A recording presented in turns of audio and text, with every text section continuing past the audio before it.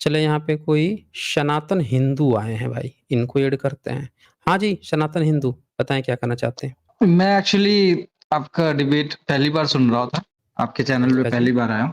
Okay. तो मैंने आपके कुछ विचार सुने हैं। आपके डिस्कशन से मुझे ये अनुमान लगा कि जो है आप एससी-एसटी को बिलॉन्ग करते हैं और मनु संहिता और वेदों के काफ़ी विपरीत हैं और स्ट्रेट फॉरवर्ड आप बोल रहे हैं कि वो काल्पनिक है, करेक्ट? देखें, जिसका सबूत होगा, अगर आप दे देंगे तो हम उसको रियल मान लेंगे। जिसका आप नहीं सबूत जी, दे जी, जी। पाएँगे वो काल्पनिक ही रहेगा। तो सब प्रमाण एक्चुअली आप बेसिकली बोल रहे हो, तो प्रमाण के तौर पे आप क्या मांगना चाहते हो? देखिए, देखो। प्रमाण क्या होता है? प्रमाण वही होता है जब भी आपने कहीं पे ज़मीन पे घर बना दिया, आप छोड़ के चले जाएँगे तो खंडहर बन जाएगा। कोई दूसरा व्यक्ति राइट आके है। उसको तोड़-फोड़ के नया वहाँ पे घर बनाएगा, तो वो भी क्या करता है ना कि आपकी ही दीवारों का नींव-ओंव देखेगा, उसको ही नींव में जोड़-जाड़ के घर बना लेगा। तो बाद में जब करेक्ट। खुदाई भी होगी ना, तो आपकी ना जो पहले वाली ईंट थी, वो मिल जाएगी। कि भाई देखो, ये नई वाली ईंट थी, ये पुरानी वाली ईंट थी, या ज़मीन के खुदाई से पता चलता है कि उससे पहले भी यहाँ पे कोई घर था। आपका कुछ न कुछ एविडेंस मिल ही जाएगा। तो ये रिमेन्स सबूत रहेगा, होता राइट? है। हाँ, वो कुछ हुँ, न कुछ सबूत मिल ही जाता है। अब सबूत भी कई तरह के होते हैं। जैसे सिंधु घाटी हुँ, सभ्यता देखिए, लिखित प्रमाण है हुँ, वहाँ पे।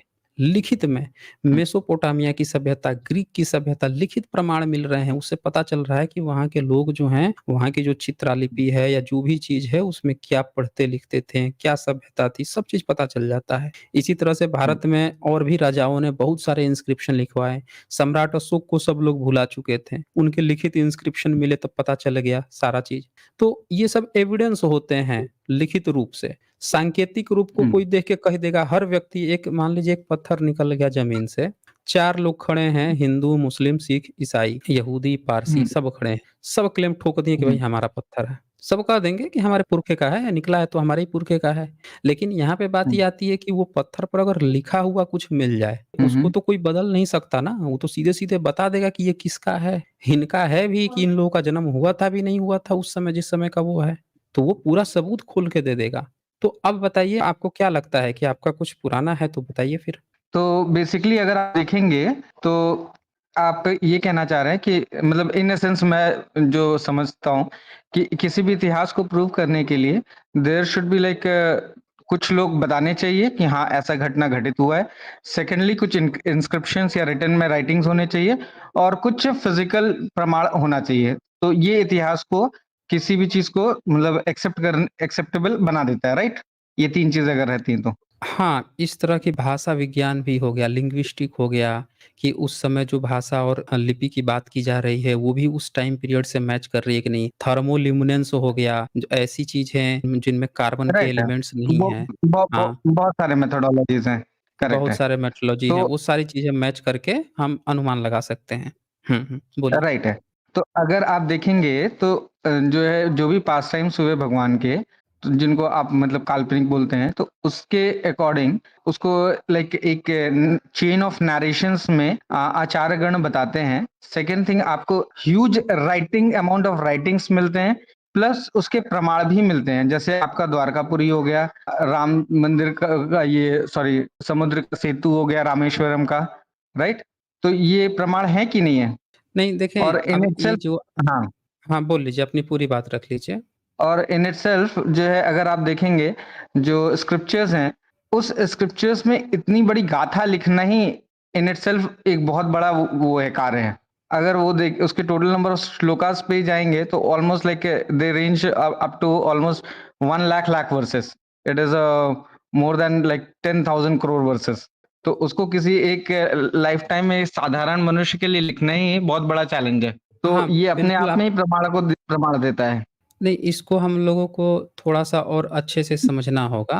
असल में बिल्कुल। होता क्या है कि कभी-कभी कुछ सबूत जो होते हैं, जिनको हम एविडेंस समझ लेते हैं कि ये एविडेंस है, पर असल में क्या होता है ना कि हम उसके ना सारे पहलुओं पे गौर नहीं कर पाते। सारे पहलुओं को गौर करेंगे, तब हम लोग उसके बेसिक कांसेप्ट पे समझ पाएँगे। अब जैसे ये देखिए, ये मैं आपको एक दिखाता हूँ, जैसे राम सेतु की बात आई। तो राम हुँ, सेतु का मुद्दा पिछले 30 सालों से खूब चर्चित हुआ था हुँ, कि राम सेतु है, हुँ, राम सेतु है। तो उसमें हमें ना बहुत तरह के एविडेंस देखने होंगे कि भाई भारत में तो बहुत सारे ट्रैवलर्स भी आए थे, जैसे एक अल-ब्रूनी आया था 11th सेंचुरी में और सबसे हुँ। ज़्यादा विस्तृत और डिटेल्स में उसी ने लिखा था 11th सेंचुरी में। पूरी दुनिया के लोग भारत का इतिहास का सबसे ऑथेंटिक बुक अल-ब्रूनी को मानते हैं। तो उसने अपने 11th सेंचुरी में बताया कि भारत के लोग जो लंका मानते हैं, उसको मानते हैं कि ज़मीन से 300 योजन ऊँचा है। 300 योजन ओके। ऊँचा है और उसके ऊपर लंकाधिपति रहता है, रावण रहता है और उसका लोकेशन हुँ। जो है, उसने एक पूरा लाइन खींच दिया कि मेरू से होते हुए किसी तरह से मथुरा, कुरुक्षेत्र और रावलपिंडी होते हुए वो लाइन जाती है और वो अफ्रीका के तरफ चला गया। मतलब आज जिसको श्रीलंका ये लोग हवाला दिए हैं कि वो लंका है, वो उसको नहीं बताया था, उसने बताया था अफ्रीका और इंडिया यानी कि मालदीव ज़्यादा करीब सटीक बन रहा है अल-ब्रूनी के अनुसार। अब मतलब अल-ब्रूनी के कोट से तो पता चला कि आज का श्रीलंका नहीं है, उस समय उसका नाम सिलोन हुआ करता था। अब देखें एक दूसरी कहानी देखिए, सिलोन वालों को जब पता चला कि अच्छा लंका का कांसेप्ट हमारे ऊपर भी हो सकता है, लोग भारत के लोग सोच रहे हैं कि हम ही हैं, तो उसने 78 के करीब में 1970-80 के दशक में उसने अपना नाम ही बदल के श्रीलंका रख लिया। उसका नाम सिलोन था, सियल द्वीप था।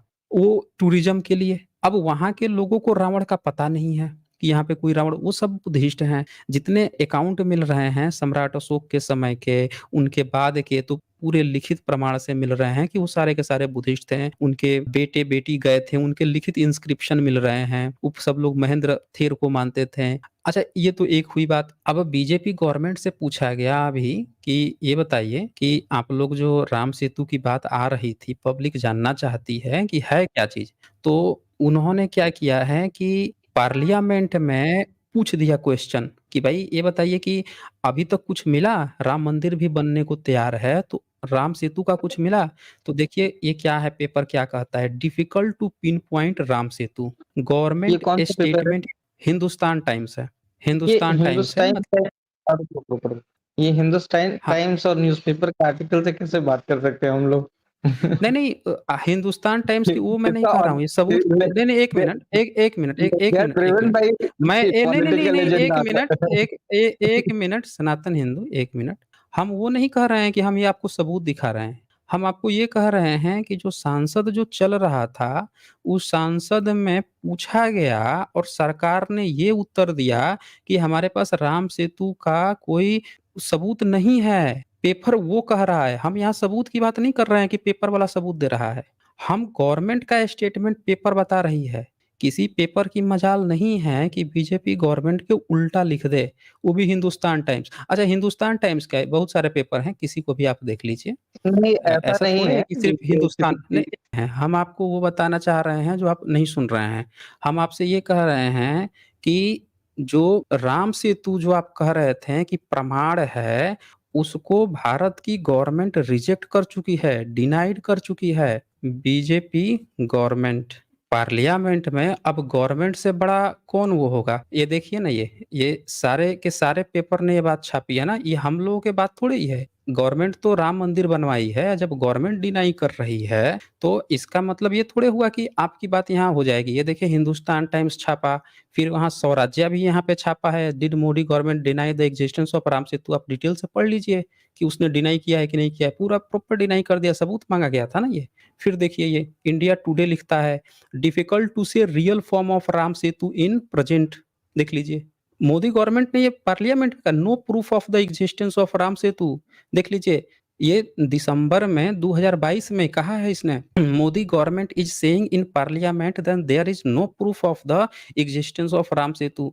तो ये तमाम पेपर जो हैं ये बात कह रहे हैं कि राम सेतु नहीं है। दूसरी बात कि राम सेतु जब गवर्नमेंट डिनाई कर रही है, एक बार को हम मान भी ले कि चलो राम सेतु पर हम चर्चा करें कि क्या हो सकता है कि नहीं हो सकता है। आप ज़रा सोचिए आप कैसे ट्रिगर करोगे कि वो राम सेतु है? जब अल-ब्रूनी बता रहा है कि श्रीलंका है ही नहीं। श्रीलंका का नाम श्रीलंका 1972-78 के बाद पड़ा है। उससे पहले के वहाँ के एविडेंस है, सम्राट अशोक के समय के एविडेंस मिल रहे हैं वहाँ पे, तब भी वहाँ पे कोई रावण का सीता को कोई जानता तक नहीं है। तो आप कैसे फिर क्लेम करेंगे कि राम सेतु का प्रमाण मिला है? हम इसकी बात कर रहे हैं। जी।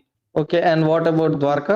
और द्वारिका का भी एकदम क्लियर कट सबूत है कि अगर द्वारिका में कृष्ण का कोई सबूत मिलता, तो वहाँ पे कुछ न कुछ लिखित मिल जाता या कुछ ऐसा चीज़ मिल जाता जिससे पता चलता कि कृष्ण का है। भारत सरकार ने 5 ओशनोग्राफ़ी के जो रिसर्चर थे, उन लोगों को लगाया। ये देखिए 3 लोग, 3 ब्राह्मण लोगों ने इस पर रिसर्च किया। रिसर्च करके अपना रिपोर्ट दिया है। देखिए इन्होंने जो छापा है, एएस गौर हैं, national institute of oceanography, Sudesh हैं, CSIR national institute of oceanography, Dona Paula Goa, और तीसरे एस त्रिपाठी हैं, नेशनल इंस्टीट्यूट ऑफ ओशनोग्राफी। तीनों लोग समुद्र के विशेषज्ञ हैं, समुद्री। और इन तीनों ने क्या लिखा है कि an ancient harbour at Dwarka, study based on the recent under water exploration. वो अंडर वाटर एक्सप्लोरेशन करके बताया कि वो हार्बर, बंदरगाह के सबूत मिले हैं। जो नीचे पत्थर मिले हैं, उसको इन्होंने बताया है कि वो बंदरगाह है, द्वारिका नहीं है। ये देखिए, ये सब मिला है वहाँ पे। आप देख लीजिए अपनी आँखों से। किसी ने क्या किया, इन पत्थरों को देखकर अफ़वाह उड़ाना आसान है ना? कहीं पे देख लो, किसी पत्थर को कह दो देखो द्वारिका मिल गया, महाभारत का मिल गया। अब इस गोल पत्थर को देख के आप देखेंगे अष्टांगिक है, और ये ठीक इसी तरह के कुएँ मिले हैं नालंदा महाविहार में, अष्टांगिक, जो बुद्धिज़्म की पहचान होते हैं। हम तो कह रहे हैं कि आप बुद्धिज़्म मत कहो, लेकिन इस पत्थर को देख के ही कोई ये कैसे कह सकता है कि कृष्ण का ही पत्थर है? अच्छा, और भी इसमें क्या-क्या मिले हैं वो भी आप देख लीजिए। इस सर्कुलर यहाँ स्टोन स्ट्रक्चर मिला, ये मिला है, इस तरह के पत्थर मिले। कोई भी इन पत्थरों को देखकर ये कैसे कह सकता है कि कृष्ण के ही पत्थर हैं? ये देखिए, इसमें तो अरब सागर का ग्रेपनल और अभी इंडो देखो अरब देखो मैं अरब ओके से ले जो ओके जहाज आते थे, हाँ, हाँ, उनके एंकर मिले हैं, जो जहाज रोकने के लिए जो एंकर लगाए जाते हैं, वो मिले हैं यहाँ पे, अरब वाले, ठीक इंडो है। अरब टाइप देखो एंकर। अब इन पत्थरों को रिपोर्ट देखकर तो कोई मेरे को ये पहले कैसे पढ़ना कह पड़ेगा, जब सकता तक है? मैं रिपोर्ट पढ़ूंगा नहीं तब तक तो किसी डिसीजन पे पहुंच नहीं सकता हूँ, आप करेक्ट है। पढ़ लीजिए, आप तो पढ़ अब लीजिए आपने रिपोर्ट एक्सपोज को। कर दिया और नहीं, नहीं, कोई बात नहीं, आप इसको पढ़ लीजिए, मैं फिर से दिखा देता हूँ। और ये भी आप हम्म, देख सकते हैं कि हम्म, इसमें इसका कन्क्लूज़न क्या दिया गया है, ये हम्म, देख लीजिए।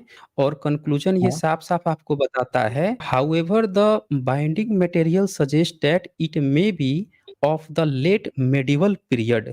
मेडिवल पीरियड समझते हैं ना? मध्यकालीन भारत, यानी कि हाँ, 8वीं 10वीं सदी, 15वीं 16वीं 17वीं सदी की बात चल रही है यहाँ पे। मेडिवल पीरियड हम्म, की बात चल रही है, मुस्लिम शासन ठीक काल है, के। और ये भी लिखा है कि द्वारिका हावर, इसको बंदरगाह बताया गया है। ये जो पत्थर टूट के नीचे मिल रहे हैं, गोलाबारी हुई होगी जब पुर्तगाली आए थे, या उस समय जो समुद्र से, जो पोत से आते थे, उनसे इस कारण से ये चीज़ मिलती है। पर यहाँ एक भी बार ये नहीं कहा गया है कि किसी कृष्ण का कोई सबूत मिला है। हम्म, कोई भी ऐसा पत्थर नहीं मिला है जिससे, पत्थर को देख के आप ये कैसे कह सकते हैं? मैंने क्या कहा था कि पत्थर देख के हर व्यक्ति क्लेम कर देगा ये हमारा है, हमारा है।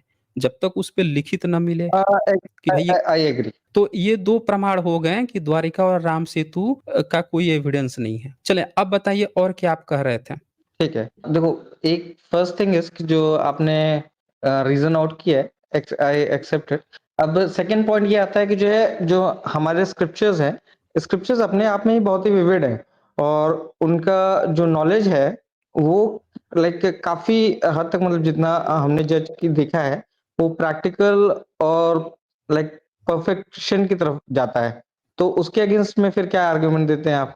देखिए, आप जब भी कहीं लिखा-पढ़ी की बात करेंगे ना, कहीं पे भी आप हुँ, लिखित-पढ़ी की बात करेंगे, तो वहाँ पे हुँ, 2 बातें आती हैं कि अगर लिखावट-पढ़ावट होती है तो यूनिवर्सिटी, स्कूल ज़रूर खुलेंगे। यूनिवर्सिटी या स्कूल खुल के या गुरुकुल खोल के ज़रूर कोई न कोई हुँ। पढ़ाई कराएगा। तो आपको पता है कि भारत में किसी गुरुकुल का कहीं सबूत मिला है? ये तो मतलब आप बहुत स्ट्रेंज है, मतलब ये इतने ज़्यादा गुरुकुल तो ऑलरेडी हैं। अब सबूत जो है, आप अगर ऐसे डिनाई करेंगे कि सबूत नहीं, मतलब सबूत ही नहीं है, कोई बात तो भी नहीं, ये कोई बात नहीं, मीनिंगलेस हो कोई जाता है, बात ये नहीं, मीनिंगलेस हो जाता हम है। आप अभी नहीं, आपने देखो, मीनिंगलेस आपका नहीं, चैनल पे लिखा है रैशनल मीनिंगलेस टॉक, नहीं होगा। कहीं तो मैंने पढ़ा, नहीं, हम मीनिंगलेस रैशनल की ही है। बात कर रहे हैं। नहीं, नहीं, मीनिंगलेस नहीं चलिए होता ठीक है, है। आप ये कह सकते बोलिए। हैं कि इस आर्गुमेंट को और हमको एक्सप्लोर करके देखना चाहिए। ये कह सकते हैं, ठीक है, आप मीनिंगलेस नहीं हुआ। हाँ, इसको और एक्सप्लोर कर चलो आप सकते हैं। जैसे हम एक ठीक एग्ज़ाम्पल है, आप लेते हैं।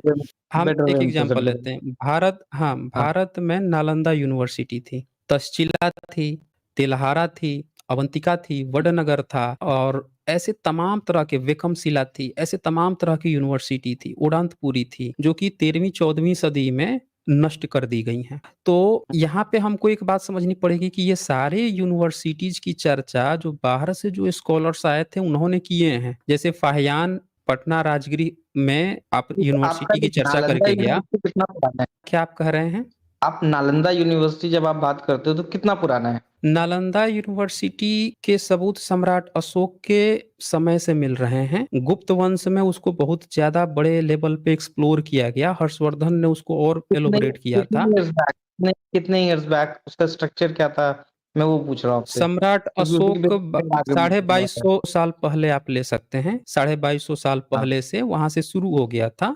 गुप्त वंश में राइट। उसको और थोड़ा सा बड़ा कर दिया गया। उसके सारे आर्कियोलॉजिकल एविडेंस मिल चुके हैं। मैं इस पर स्ट्रीम कर चुका हूँ। अब यहाँ पे एक चीज हाँ, देखिए, नालंदा यूनिवर्सिटी में वेन सॉन्ग पढ़ के गया, वहीं फाहियान भी आया, इत्सिंग भी पढ़ के गया। इत्सिंग ने तो पूरी एक 40 किताब लिखी थी, 40 चैप्टर की किताब, कि कैसे एक भिक्षु को रहना चाहिए, चीन के राजा को भेजी थी। सारे नोट्स मिल चुके हैं। अब ये सवाल आता है कि ये जितने भी लोग यहाँ पढ़ के गए थे और जो सबूत मिले हैं उससे ये पता चला कि वो प्रॉपर बुद्धिस्ट यूनिवर्सिटी थी। तो अगर पैरेलल में किसी जैन की यूनिवर्सिटी होती, पैरेलल में ब्रह्मनिज्म की यूनिवर्सिटी होती या किसी अन्य की यूनिवर्सिटी होती तो उसका भी वो लोग जिक्र करते हैं। वो लोग जैन का जिक्र किए हैं लेकिन हुँ, ब्रह्मनिज्म का कहीं पे भी जिक्र नहीं मिला है। एक सिंगल ब्राह्मण का, हुँ, ना गुरुकुल का जिक्र मिला है।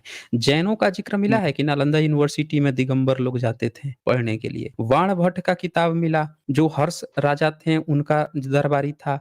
उसकी भी नहीं किताब तो में कौन 18 तरह नहीं, के लोगों का जिक्र मिला, 18 तरह के ठीक है, दो स्वतंत्र विचारकों आपने का। आपने इसको फ्लैटली एक्चुअली रिजेक्ट किया कि इतने बड़े हुँ, स्क्रिप्चर्स का जो बेस है, इतना हुँ, राइटिंग हुँ, है, आपने फ्लैटली हुँ। रिजेक्ट कर दिया जस्ट ऑन द बेस्ड नहीं ऑन दिस उसका पॉइंट कि उसका यूनिवर्सिटी नहीं, हुँ, क्योंकि गुरुकुल्स कभी भी यूनिवर्सिटी के फॉर्म्स में चलते ही नहीं थे बड़े-बड़े। गुरुकुल्स हमेशा छोटे-छोटे उसके फॉर्म्स में चलते थे। सबूत म म सबूत मठ जो होता के है ना। फॉर्म में चला करते थे। हाँ, हुँ, सबूत नहीं, मठ तो बुद्धिज़्म का शब्द है। सबूत जो होते हैं ना, वो छोटा-सा एक सड़ा हुआ गेहूँ का दाना भी 8000 साल पुराना मिल गया, जौ का दाना। सबूत जो होते हुँ, हैं हुँ। ना, मुर्गी जो होती है ना, मुर्गी जो लोग खाते हैं, उसकी छोटी-छोटी हड्डियाँ तक सिंधु घाटी सभ्यता से मिल गई। अगर कहीं पे भी गुरुकुल होता ना, तो उसका मड़ई टाटी का सड़ा हुआ एक पत्ता तक मिल जाता, जो नहीं मिला। ख़ैर, ये तो एक अलग बात है। जो स्क्रिप्चर्स की नहीं, आप बात कर रहे डिकम्पोज़िशन हैं, शायद आपको जो समझता नहीं है। हम चले देयर इज़ हम अ प्रोसेस ऑफ नहीं, कोई डिकम्पोज़िशन एक ये सभ्यता बहुत ही पुरानी है। मतलब नहीं लाइक स नहीं, नहीं, नहीं, ये देखें, इफ यू सी द देखिए, एक्जिस्टेंस ऑफ अगर कृष्णा, हम कृष्णा जब आप हाँ, बोल हाँ, लीजिए, बोलिए। अपनी बात रख लीजिए। आप अपनी बात देखो, रख लीजिए। जब द्वापर युग आप बात करते हो, तो Dwapar Yug like it is back to 5500 years back. फिर ये तो लाइक बाय आप डिफ़ॉल्ट जब त्रेता आपने युग की मान बात लिया करते ना, हो तो लाइक यू हैव टू ये ऐड आपने मान लिया है ना। 8,40,000 मोर। हाँ? देखिए, ये लॉजिकल फ़ाल्सी के आधार पर इसने बाय डिफ़ॉल्ट आपने मान लिया है कि द्वारिका 5000 नहीं, साल नहीं, पुराना है लॉजिकल और फॉल्टी नहीं सतयुग है। देखो, ये हम लॉजिकल देखो जो फ़ॉल्सी है। बेसिस है हुँ, देखो देखो जो बेसिस हुँ, है हुँ। हमारा स्क्रिप्चर, ठीक है? कि हमने स्क्रिप अब आप बोल रहे हो तो स्क्रिप्चर्स इस ही माइथोलॉजी है पूरी की। एक एक तरफ से नहीं, आपने नहीं, मतलब इसको हम उस पर चर्चा कर हाँ, लेते हैं। हम उसके ना माइक्रो लेवल पे चर्चा कर लेते हैं, आपका कन्फ्यूज़न दूर हो जाएगा। हम हुँ, पहले ये चेक करते हैं कि आपके स्क्रिप्चर्स लिखे कब गए हैं, ठीक है ना? जब आप इस पे हुँ, चर्चा कर लेंगे तो आपको भी आइडिया क्लियर हो जाएगा। जैसे मसलन हुँ। अगर हम आपको देखें कि आपके सारे स्क्रिप्चर्स जो हैं मुस्लिम शासन काल में लिखे गए हैं, तो आपको मुस्लिम थोड़ा-सा आश्चर्य शासनकाल में होगा। इतने तो लिखे गए हैं। हुँ, हम सबूत दिखा देते हैं। भारत सरकार ने यूनेस्को को अपना डोजियर सौंपा है। वो मैं यहाँ हुँ, ओपन कर देता हूँ। ये है memory hmm, of the world register और उसने ऋग्वेद का सबसे पुराना मैन्युस्क्रिप्ट सौंपा है यूनेस्को को, हुँ, भंडारकर इंस्टीट्यूट ने। ये हुँ, देखिए क्या लिखता है, out of the total number of 28,000 manuscript housed at the Bhandarkar oriental research institute Pune, the 30 manuscript of the Rigveda from the valuable part of the collection. बोल रहा है कि 28,000 में से 30 मैन्युस्क्रिप्ट ऋग्वेदा के हमारे बहुत पुराने रखे हुए हैं जो मैं यूनेस्को को देगा। अब ये देखिए, ये नीचे उसका पूरा डिटेल्स देगा कि उन्होंने, ये देखिए ये पूरा डिटेल्स नेम, 1 नंबर देख लीजिए titles Rigveda Samhita, 2 number 30 manuscript, तीसरा नंबर आप देखिए तो 1 manuscript is written on birch bark and the remaining 29 written on paper. एक भोजपत्र पे है, 29 पेपर पे है। स्क्रिप्ट क्या इस्तेमाल की गई है तो शारदा स्क्रिप्ट इस्तेमाल की गई है। वो भोजपत्र पे, और 29 जो बाकी के जो मैन्युस्क्रिप्ट हैं वो देवनागरी स्क्रिप्ट में हैं, 5 नंबर। अब इन 30 में से सबसे पुराना ओल्डेस्ट डेटेड मैन्युस्क्रिप्ट जो है वो है 1464 एडी। यहाँ आप ध्यान से देखिए 5 नंबर के नीचे। हुँ। सबसे पुराना जो आपका मैन्युस्क्रिप्ट है ये 1464 एडी का है, और जो शारदा लिपि में लिखी हुई मिल रही है या देवनागरी लिपि में, ये दोनों लिपियाँ बहुत पुरानी नहीं हैं। पिछले 1000 ईयर्स के अंदर की ये दोनों लिपि हैं। तो एक सवाल ये हुँ। आता है कि हमें जब भी इतिहास को डिसिफर करना होगा, सही इतिहास को, तो अगर जिसका भी पुराना होगा ना, उसको पुरानी लिपियों की जानकारी होगी। तो ब्रह्मनिज़्म की सारी किताबों को बड़े डिटेल्स में अध्ययन किया गया कि क्या कहीं पे इन्होंने किसी लिपि का ज़िक्र किया है? तो आपको पता है क्या जवाब मिला? इन्होंने शारदा लिपि, देवनागरी लिपि, उन लिपियों का ही ज़िक्र किया अपनी किताबों में जो पिछले 1000 साल के अंदर की हैं। इन्होंने कभी भी उससे पुरानी जो लिपि थी भारत की धम्म लिपि, जिसे मौर्यंस इस्तेमाल करते थे, गुप्त वंश इस्तेमाल करता था, पाल वंश, शुंग वंश सब इस्तेमाल करते थे, कुणव वंश इस्तेमाल करते थे, उनका इनको पता नहीं था, कहीं किताब में ज़िक्र तक नहीं मिला इनका। तो अब ये पता चलता है यहाँ से कि इनकी कोई भी लिखावट उससे पहले की नहीं मिल रही है। जबकि बुद्धिज़्म की जब आप ओल्डेस्ट मैन्युस्क्रिप्ट सर्च करेंगे, ये देखिए इनका वेद का सबसे पुराना 1464 एडी यानी 15वीं सदी हो गया। अब हम आपको दिखाते हैं, ये देखिए एक दूसरा दिखाते हैं कि भारत का सबसे पुराना मैन्युस्क्रिप्ट कितना पुराना मिला है। तो ओल्डेस्ट मैन्युस्क्रिप्ट इन इंडिया आप सर्च कीजिए। आप ये देखिए स्क्रीन पे आपको दिख रहा होगा गिलगिट मैन्युस्क्रिप्ट, हुँ। दिख रहा है आपको? हुँ, हुँ। अब ये देखिए क्या लिखा है, these manuscripts are written on birch bark, ये भी भोजपत्र पे लिखा है, and clay and date back to the 5th और 6th सेंचुरी एडी।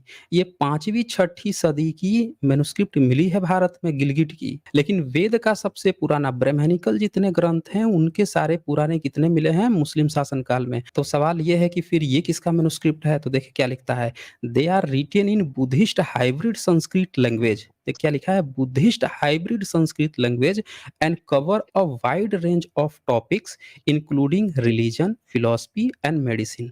तो ये गिल और जम्मू कश्मीर में मिला है। इससे ये पता चलता है कि 5वीं 6ठी सदी में वो सारे एरिया जो हैं बुद्धिस्ट के थे, वो हाइब्रिड संस्कृत में इस्तेमाल करते थे, और 5वीं हुँ। 6ठी सदी के मैन्युस्क्रिप्ट मिल रहे हैं। अब आप सोचिए कि बुद्धिस्ट के मिल रहे हैं, ब्रह्मनिज़्म से भी 1000 साल पुराने के मैन्युस्क्रिप्ट। अगर आप विदेशों में जाएँगे, तो आपको इसी टाइम पीरियड में 5वीं सदी में आया था फाहियान, वो पूरे भारत को बुद्धिस्ट का बता के गया। 7th सेंचुरी में ह्वेनसोंग आया, उसने भी भारत को बुद्धिस्ट बता के गया। तो आप एविडेंस देखिए ना, और वो हज़ार-हज़ार, 600-600 किताबें भारत से लाद के लेके गए थे सब। बोधिधर्मन श्रीलंका गए थे, रुद्रदमन गए थे, मतंग मुनि गए थे। ऐसे न जाने कितने लोग गए थे विदेशों में, चाइना में, जापान, कोरिया, कहाँ-कहाँ लोग गए थे, म्यांमार, और सब बुद्धिस्ट, उधर भी सब बुद्धिस्ट बनते गए। ब्रह्मनिज़्म अगर होता तो ये लोग भी जाते। आज की डेट में देखिए ये लोग जा रहे हैं, क्योंकि आज हैं ये। तो ये सारे सबूत ये बताते हैं ना कि उस समय आपको पता है नालंदा में जितनी किताबें थीं, तिब्बत से एक लाइब्रेरी मिली है। 10,000 किताब मिला है उसमें बुद्धिस्ट की,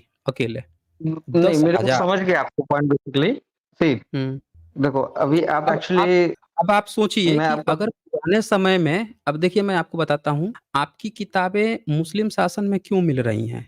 क्योंकि मुस्लिम शासन काल में ब्रह्मनिज़्म ने देवनागरी लिपि में लिखा है। अल-बरूनी को 11वीं सदी में ब्राह्मणों ने बताया कि हम लिखते नहीं हैं।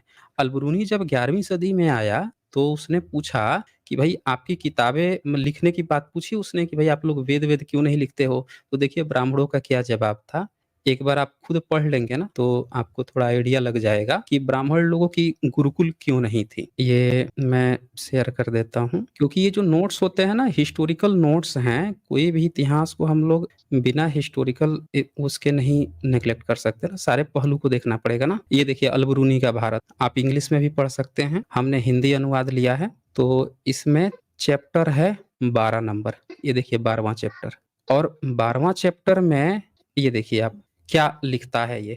ये जो हाइलाइटेड किया है इसको आप पढ़ सकते हैं, क्या लिखा है इसने? हाँ, ब्राह्मण क्षत्रियों को वेद पढ़ाते हैं। हुँ, हुँ। क्षत्रिय वेद को पढ़ते तो हैं, पर उन्हें इसे किसी दूसरे को यहाँ तक कि ब्राह्मण को भी पढ़ाने का अधिकार नहीं है। वैश्यों और शूद्रों को वेद का उच्चारण और पाठ करना तो दूर रहा, इसके सुनने की भी आज्ञा नहीं है। यदि हुँ। वह प्रमाणित हो जाए कि किसी वैश्य या शूद्र ने वेद का उच्चारण किया है, तो ब्राह्मण लोग उसे पकड़कर न्यायाधीश के पास ले जाते हैं और उसकी जीभ काट दी जाती है।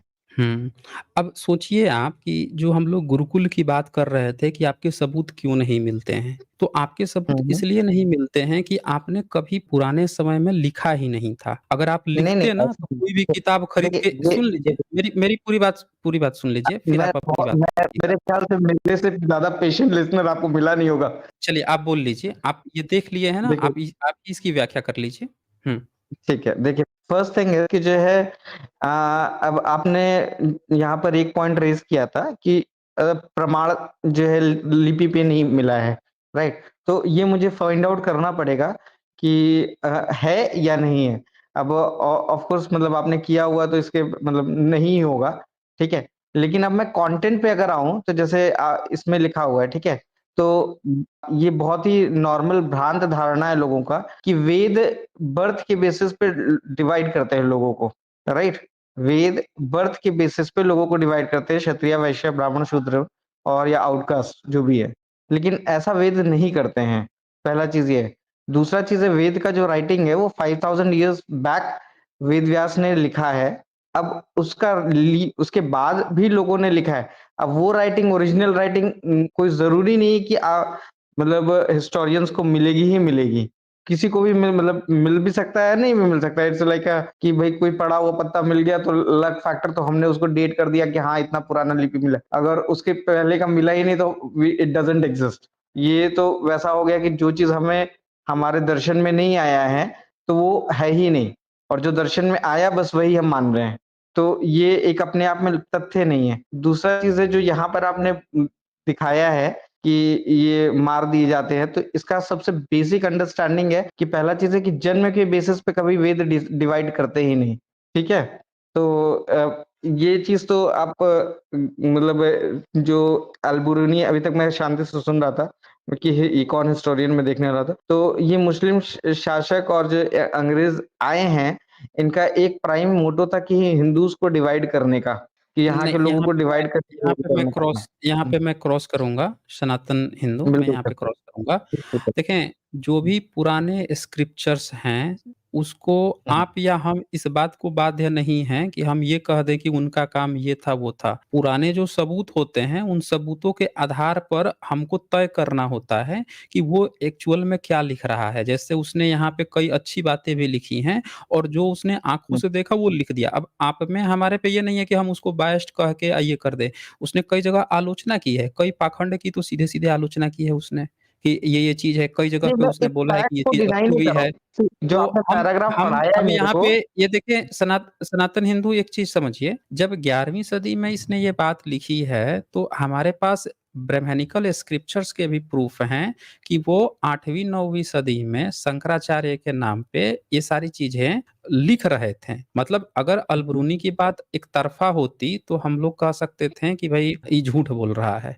पर उसने जो भी बात लिखी है, उसको भी हम तो अगर देख लेते हैं, क्योंकि हाँ, तो even if you talk about हाँ, शंकराचार्य और इवन अगर देखो आपको सीधा-सीधा बताता हूँ, देखिए अगर बुद्धिस्ट की ये आप बात कर नहीं, रहे हो बस मैं आपको दिखा देता हूँ, कुछ सबूत दिखाना चाहता हूँ अरे कि अगर बहुत ही सिंपल मैं अल-बरूनी का लॉजिक दे रहा हूँ आपको, नहीं, बहुत सिंपल लॉजिक ही लॉजिक दे रहा नहीं, हूँ आप नहीं, मैं आपको कुछ बताना चाहता हूँ, वो देखना ज़रूरी इसलिए है ठीक है, आप कि जैसे अभी बता लीजिए। ये जो सोर्स है 11वीं सदी में, तो कोई आपने हुँ, जैसे ये कह दिया कि भाई मुस्लिम था, तो इसका हो सकता है कोई मोटिव हो बदनाम करना। पर हम जब हुँ, ब्राह्मणिकल स्क्रिप्चर्स को देखते हैं कि वो भी सेम वही बात लिखते हैं कि भाई कोई वेद हुँ। सुन ले तो उसके जीभ काट दी जाती थी। तो ये देखिए, मैं नहीं आपको मैं अब ये मैंने ब्राह्मणिकल प्रूफ मैं बोल तो दिखाता रहा हूँ, हूँ। मैं एग्री कर रहा हूँ, मैं ये चीज़ हाँ, को ये बोल रहा आपके हूँ कि ब्राह्मणिकल, जो वो ये देखिए, हाँ, मैं बोल रहा हूँ ब्रह्मसूत्र उस चीज़ को। शंकर भाष्य है, इसको एक बार आप पढ़ के हुँ। देखिए ये क्या लिखा है, इसको मैं पढ़िए।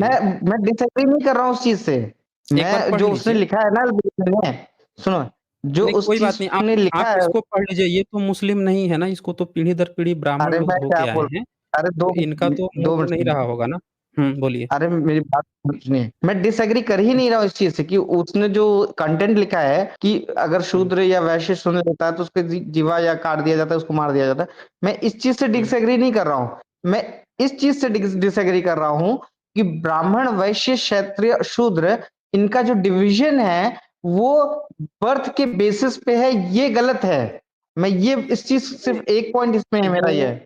नहीं, वो हम उस पर भी आएँगे, ये वाले पॉइंट पे। पहले हम इसको अब ये देख लेते हैं कि जो बट अल-बरूनी ने जो बात कही, वो ब्रह्मनिकल हुँ, स्क्रिप्चर जैसे शंकर का भाष्य है ब्रह्मसूत्र, ये सेम ये बात कहता है कि बुध को, बल्कि हुँ, उससे भी ज़्यादा खतरनाक रूप से कहता है कि शूद्र को ना वेद हुँ, सुनने का अधिकार है, ना पढ़ने का। अब हुँ, आप कह रहे हैं कि बर्थ वेश नहीं होता है, तो बर्थ राइट, हाँ, वेश मेरा तब ये होता पॉइंट है। कि जैसे आप किसी को वेद पढ़ाते हैं, आप किसी को वेद हुँ, पढ़ाते हैं और हो हुँ, सकता है कि वो पढ़ के नहीं उसको समझ में आता, वो अनपढ़ रह हुँ। जाता, तो आप कहते कि अरे यार ये तो फेल हो गया।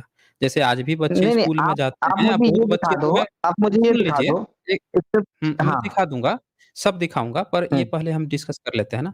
तो यहाँ पे ये क्या हुँ, कहता है कि शूद्र को ना वेद सुनने का अधिकार है। पहले ही ये डिफाइन कर दिया कि कोई शूद्र है, जिसको ना हम वेद पढ़ने ही नहीं देंगे। ये नहीं कह रहा है हुँ, कि हमको वेद पढ़ लिया, फेल हो गया, तो आगे नहीं पढ़ाएँगे, बल्कि ये कह रहा है शूद्र को ना वेद सुनने का अधिकार है, ना पढ़ने का, ना उसके अर्थ हुँ, समझने का अधिकार है। अधिकार ही नहीं दे रहा है ना, हुँ, यानी जाति की बात चल रही हुँ, है। और न उसके अनुसार अनुष्ठान यज्ञ आदि करने का। यदि वह शूद्र वेद पढ़ने वाले के पास जाकर उसे वेद को सुन ले, तो उसके दोनों हुँ, कानों में सीसा और लाख पिघलाकर भर देनी चाहिए। शूद्र हुँ, चलता-फिरता शमशान होता है, अतः उसके समीप वेद नहीं पढ़ना चाहिए। वेद का उच्चारण करने पर शूद्र की जीभ काट देनी चाहिए और वेद को सुनकर कंठस्थ कर लेने पर उसका शरीर चीर देना चाहिए, शूद्र को ज्ञान नहीं देना चाहिए। अच्छा, ये तो शंकर भाष्य है, कोई भी कह सकता है कि भाई चलो ये इसने लिख दिया। आपके कुछ और स्क्रिप्चर्स हैं जैसे गौतम धर्मसूत्र है, ये भी सेम हुँ। यही बात कहता है। इसको भी आप एक बार पढ़ लीजिए। मैं इसको देखिए, भी आप एक आप बार मुझे पढ़ लीजिए। पढ़ाकर सुनिए, इसका कोई मीनिंग हुँ, नहीं है। आप मुझे पढ़ाकर मैं एग्री कर रहा हूँ, ये चीज़ें हैं। मैं आपसे ये तो पूछ रहा आप हूँ कि आपकी तो परिभाषा सोचिए। के अनुसार शूद्र कौन है? हुँ, आप मुझे तो तो आप हम पहले आप डिफाइन करिए शूद्र कौन है? इसी आपने जैसे जाति बोला, हम देखो बता आपका देते सबसे हैं, हम बेसिक बता देते हैं कौन है, बेसिक में ही हम रहा बता है। देते आप हैं। इतने बड़े हम बता रहे हैं हिस्टोरियन ना हो। कौन है, हम हाँ, बताते हैं कौन है, आप सुन लीजिए। हाँ बताइए। देखिए, हुँ, दुनिया के इतने सारे धर्म, मज़हब, रिलीजन हुए हैं, किसी ने भी, हुँ, एक मुस्लिम ने भी कभी हुँ, ये नहीं कहा कि तू मेरा हुँ, कुरान पढ़ लेगा ना तो तेरा जीभ काट दूँगा या तुझे मार दूँगा, काट दूँगा। बल्कि वो कहता था कि ये दुश्मन हुँ, है, इसको कुरान पढ़ाओ, कलमा पढ़ाओ और मुस्लिम बनाओ। पूरी दुनिया जो है धर्म परिवर्तन कराने में लगी हुई थी कि सब पढ़-पढ़ के हमारे धर्म में हम अपनी जनसंख्या बढ़ा रहे थे।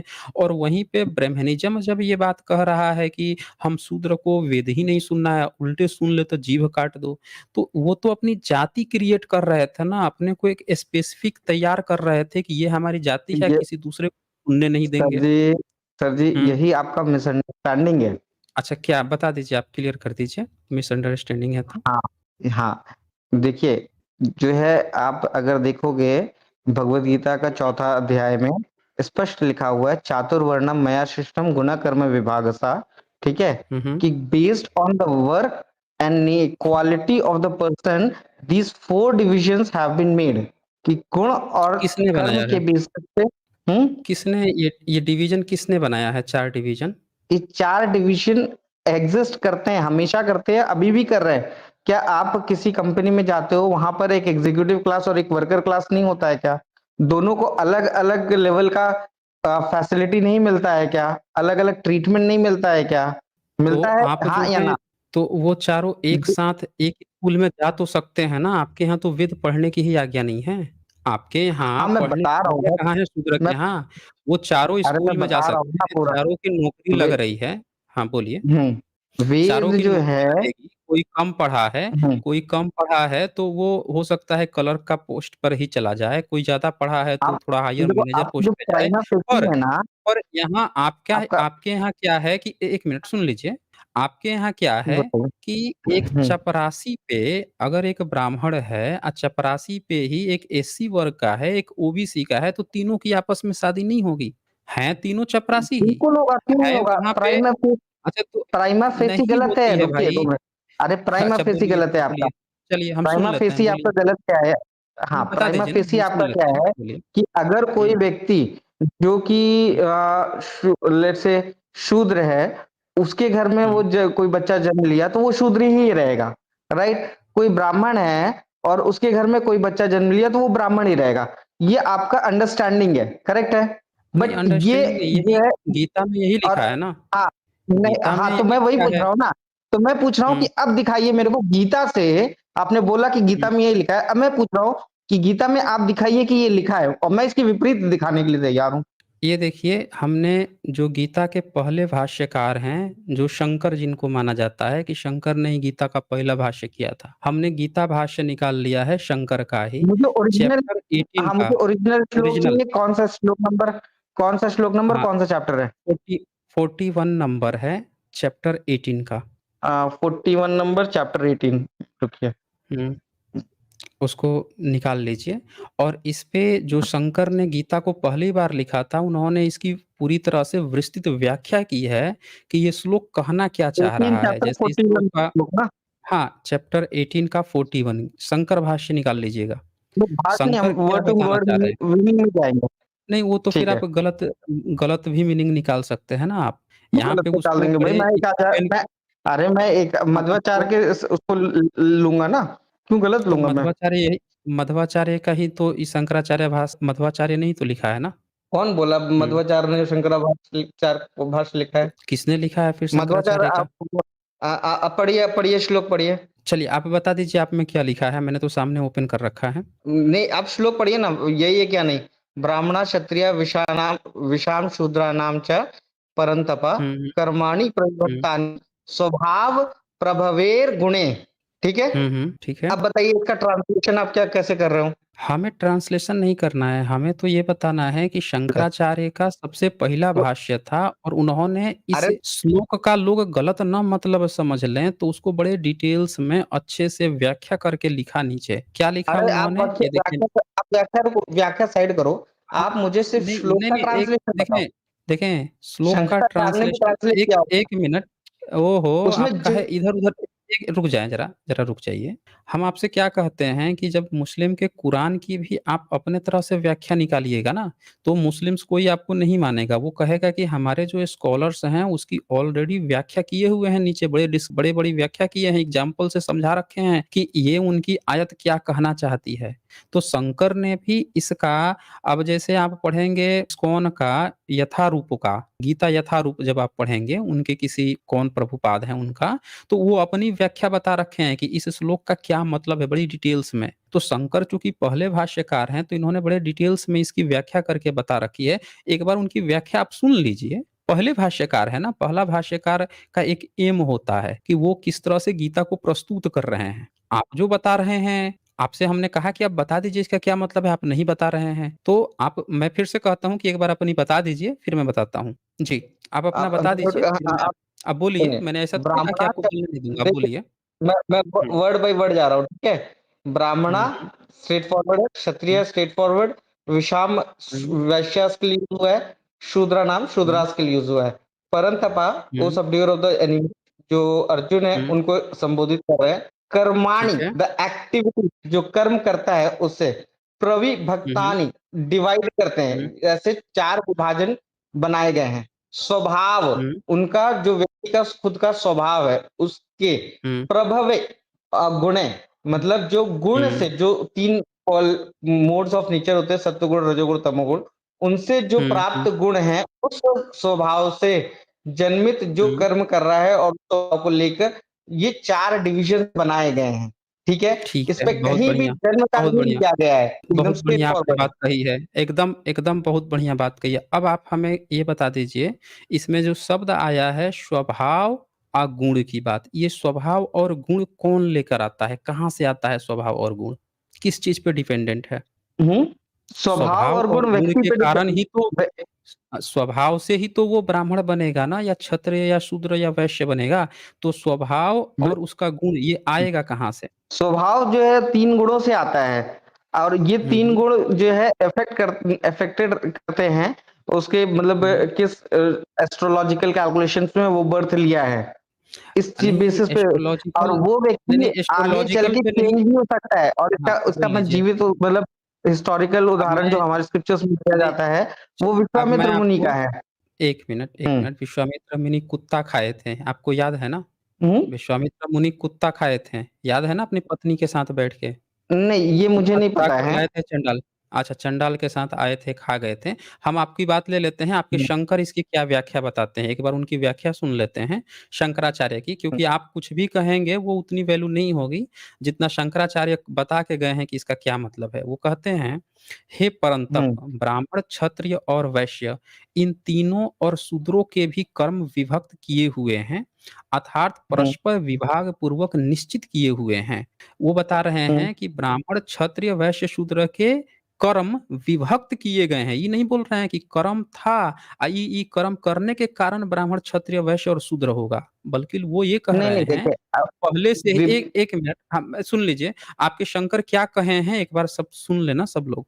वो कह रहे अरे हैं अपने कि संगत कांड कर ब्राह्मण, रहे हो ना, क्षत्रिय आप गलत पढ़ रहे हो, देखिए गलत पढ़ा देखिए रहे हो। हम आपकी पूरी बात सुने हैं, आप हमारी बात सुन नहीं रहे हैं और आप हमसे कह रहे हैं कि हम गलत पढ़ा रहे हैं, जबकि हम अपने तरफ से कुछ पढ़ा नहीं रहे हैं। आपने जो कहा हमने एज़ इट इज़ सुना। हमने आपसे पूछा स्वभाव कहाँ से आएगा, आप नहीं बता पाए। हम बता रहे हैं कि आपके शंकराचार्य बता रहे हैं कि वो स्वभाव कहाँ से आएगा। तो वो ये बता रहे हैं कि पहले से ही ब्राह्मण, क्षत्रिय, वैश्य, शूद्र हैं उनका कर्म विभक्त किया गया है, यानी ब्राह्मण ये काम करेगा। आप मनुस्मृति से लेके किसी भी किताब में पढ़ लीजिए, कहीं नहीं कहा गया है कि जो ये कर्म करेगा उसको ब्राह्मण कहेंगे या ये कर्म करेगा उसको शूद्र, बल्कि ये कहा गया है कि ब्राह्मण है तो ब्राह्मण का कर्म ये है, अगर शूद्र है तो शूद्र का कर्म ये है। इसमें भी शूद्र ब्राह्मण का कर्म दिया गया है, अवैश्य क्षत्रिय का। ये नहीं कहा गया है कि इस कर्म को जो कहेगा उसको ये कहा जाएगा। आप गलत व्याख्या कर रहे थे, हम असली व्याख्या कर देते हैं। अब आगे ये क्या लिखते हैं, ब्राह्मण आदि के द्वारा शूद्रों को मिलाकर समास करके न कहने का अभिप्राय यह है कि शूद्र द्विज न होने के कारण वेद पठन में उनका अधिकार नहीं है। यानी कि अलबरूनी जो बात कह रहा था कि शूद्र को, वैश्य को नहीं अधिकार है, वेद सुनने पर उनकी जीभ काट दी जाती थी, वो सेम व्याख्या शंकराचार्य इसमें बता रहे हैं कि शूद्र द्विज नहीं है तो वेद पठन का अधिकार नहीं है। और यही बात शंकर भाष्य भी कह रहा था, गौतम धर्म सूत्र भी कह रहा था, मनुस्मृति भी कह रही, ये सारी चीजें कह रही, सारी चीजें मैच अलबरूनी भी कह रहा है। अब और आगे जाते हैं, स्वभाव कहाँ से आया है, तो शंकराचार्य क्या बताते हैं आगे कि स्वभाव देखें कैसे आता है। कहते हैं किसके द्वारा विभक्त किए गए हैं, मतलब ब्राह्मण, क्षत्रिय, वैश्य किसके द्वारा विभक्त किए गए हैं इनके कर्म, तो स्वभाव से उत्पन्न हुए गुणों के द्वारा। तो सवाल आया कि फिर स्वभाव कहाँ से आ गया, किसी का भी इंसान का स्वभाव कहाँ से आएगा, तो स्वभाव यानी ईश्वर की प्रकृति। ये बता रहे हैं कि स्वभाव वही है जो ईश्वर की प्रकृति है, यानी ईश्वर द्वारा ये दिया गया है। आगे कहते हैं त्रिगुण आत्मिका माया वह माया जिन गुणों के प्रभाव का यानी उत्पत्ति का कारण है, ऐसे स्वभाव प्रभव गुणों के द्वारा ब्राह्मणादि के शम आदि कर्म विभक्त किए गए हैं। तो ये बता रहे हैं कि जो स्वभाव आता है वो ईश्वर की प्रकृति है, यानी ईश्वर दे रहा है कि ब्राह्मण का स्वभाव ये होगा, शूद्र का ये होगा। और रजोगुण सतोगुण की जो आप बात कर रहे थे वो अब आएगा। अब उसको और डिटेल से समझाते हैं शंकराचार्य, कहते हैं अथवा यूं समझो कि ब्राह्मण के स्वभाव का कारण सत्व गुण है। ये नहीं कह रहे हैं कि जिसका सत्व गुण है वो ब्राह्मण है, वो कह रहे हैं कि ब्राह्मण का स्वभाव इसलिए है कि ब्राह्मण का स्वभाव सत्व गुण है। वैसे ही क्षत्रिय का स्वभाव पहले से ही डिवाइड है कि ये ब्राह्मण है, क्षत्रिय, क्षत्रिय का स्वभाव कारण सत्व मिश्रित रजोगुण है, वैश्य का स्वभाव कारण तमो मिश्रित रजोगुण है और शूद्र स्वभाव का कारण रजो मिश्रित तमोगुण है। क्योंकि उपयुक्त चारों वर्णों में क्रम से शांति, ऐश्वर्य, चेष्टा और मूढ़ता, अब देखिए यहाँ शूद्र के लिए मूढ़ता शब्द प्रयोग किया गया है, ये अलग अलग स्वभाव देखे जाते हैं। अब इन्होंने साफ साफ यहाँ पे बता दिया कि ये जो चार वर्ण हैं इनमें से जो ब्राह्मण होगा उसको शांति, जो क्षत्रिय होगा उसमें ऐश्वर्य, जो वैश्य होगा उसमें चेष्टा और जो शूद्र होगा उसका गुण क्या है, मूढ़ता। ये अलग-अलग स्वभाव देखे जाते हैं। कह रहे हैं ये देखे जाते हैं, पहले डिसाइड कर दिए हैं, फिर आगे अब इसको पुनर्जन्म से जोड़ते हैं। अथवा यूँ समझो कि प्राणियों के जन्मांतर में किए हुए कर्मों के संस्कार जो वर्तमान जन्म में अपने कार्य के अभिमुख होकर व्यक्त हुए हैं, उनका नाम स्वभाव है। अब यहाँ पे ये साफ-साफ ये बोल दिए हैं कि पिछला जन्म में जो ये भाग गए क्या ये देखिए ये भाग खड़े हुए। सब लोग देखिए भाग खड़े हुए। मैं पढ़ते जा रहा था, मुझे लगा कि भाई कुछ देखेंगे, ये तो भाग खड़े हुए। काहे भाग गए भाई आप? हुँ? आपके शंकराचार्य का ही मैं भाष्य दिखा रहा था भाई। आपके शंकराचार्य का आप जो हैं कह रहे थे कि गीता में नहीं दिया है, हमने तमाम धर्म ग्रंथ दिखाएँ। आपके शंकराचार्य की व्याख्या हमने दिखा दी इस श्लोक की कि वो बता ही नहीं रहे हैं कहीं से। अभी तो मनुस्मृति खोलता तो इनका क्या हाल हो जाता। अभी तो सिर्फ़ गीता खुली थी। शंकर भाष्य खुले थे, अलबरूनी के नोट्स खुले थे। तो इससे ये पता चलता है। अब यहाँ पे आप नहीं बात कर रहे हैं, एक बात और जो बात करनी थी, आप चूँकि चले गए हैं, वो और डिस्कशन करना था कि भई जब आपके धर्म में शूद्र को, वैश्य को पढ़ने का ही हक नहीं है, अभी तो इसी के चैप्टर 9 का 32 में आपने पापयोनि घोषित कर रखा है, स्त्री, वैश्य, शूद्र को। बताइए। तो जब उनको पढ़ने का हक नहीं है, वेद सुनने का हक नहीं है, तो आपका धर्म कहाँ था भाई? एक धर्म तब होता है ना जब उसको सब लोगों को हक अधिकार होता है। और वहीं पे बुद्धिस्ट लोग पढ़ने आते थे, बुद्धिस्ट विश्वविद्यालय में विदेश से आके लोग पढ़ते थे और अपने देश में कह रहे हैं कि ये पढ़ लेगा तो इसका जीभ काट देंगे, ये कर लेंगे, वो कर लेंगे। हुँ? तो इससे ये पता चलता है कि आपके किसी भी धर्म ग्रंथ में कोई समानता नहीं है, एकदम जातिवाद है। बताइए, जन्मांतर बोल रहा है। आज के समय में जो ब्राह्मण है अगला जन्म लेगा फिर ब्राह्मण ही तो बनेगा, वही तो उसका स्वभाव है ना, आपके पुनर्जन्म के कांसेप्ट में। जो शूद्र है, शूद्र का कर्म शूद्र वाला कर रहा है, फिर अगला जन्म में शूद्र बनेगा। और आप शूद्र को ब्राह्मण बनने नहीं दोगे, इसीलिए तो आप रोटी-बेटी का संबंध नहीं रखते हो। ब्राह्मण इसीलिए तो रोटी-बेटी का संबंध नहीं रखता है, गीता ही सबसे बड़ी दोषी है। वो कहता है कि आज की डेट में जो ब्राह्मण है, अगला जन्म में वही ब्राह्मण बनेगा, शूद्र रहेगा तो शूद्र बनेगा। अगर रोटी-बेटी संबंध कर लिए, तो 7 पीढ़ी बाद जो है शूद्र का लड़की जो है, उसके भी बच्चे जो है ब्राह्मण बन जाएँगे कहीं। उसका बच्चा जो है इधर कोई इंटरकास्ट मैरिज हो गया तो कहीं चेंज ना हो जाए। इसीलिए तो वर्ण संकरता आपकी दुश्मन है इसमें। अर्जुन का भी यही सबसे बड़ा प्रश्न था, चैप्टर 1 में ही क्वेश्चन उठा दिया कृष्ण के सामने कि हम लड़ेंगे, मर जाएँगे और हमारी जो पत्नियाँ होगी वो कहीं वर्णशंकर विवाह कर लेंगी, वर्णशंकर बच्चे पैदा हो गए, तब क्या होगा? हमारा कुल नष्ट हो जाएगा। और आप कह रहे थे कि जन्म से नहीं होता। भाई ये बताइए कि अर्जुन जन्म से क्षत्रिय था या बन गया क्षत्रिय? युधिष्ठिर, दुर्योधन ये सब जन्म से क्षत्रिय थे या बन गए? और एकलव्य जन्म से क्षत्रिय था कि नहीं था? हो गया तो क्यों अंगूठा कटवा लिया गया? हैं? तो ऐसे बहुत से चीजें हैं। रामायण में शंबुक था, उसको क्यों कटवा दिया आपने गर्दन? शूद्र को तपस्या का हक नहीं है। तो ऐसे बहुत सी सारी चीजें थी। खैर अब ये चले ही गए, भाग गए, अब क्या किया जाए इसको? और बीच में अगर थोड़ी देर के लिए आप रोक दीजिए तो रोने लगेंगे, म्यूट कर दिया। अरे भाई, आप लोग अपनी किताब की सही व्याख्या आप कह रहे हैं कि हम ये बता रहे हैं, आपकी किताब में आपके एक्सपर्ट लोग लिख के बैठे हुए हैं पूरी तरह से व्याख्या, वही किताब तो खोली गई है, कोई दूसरी किताब थोड़े खोल दी गई है।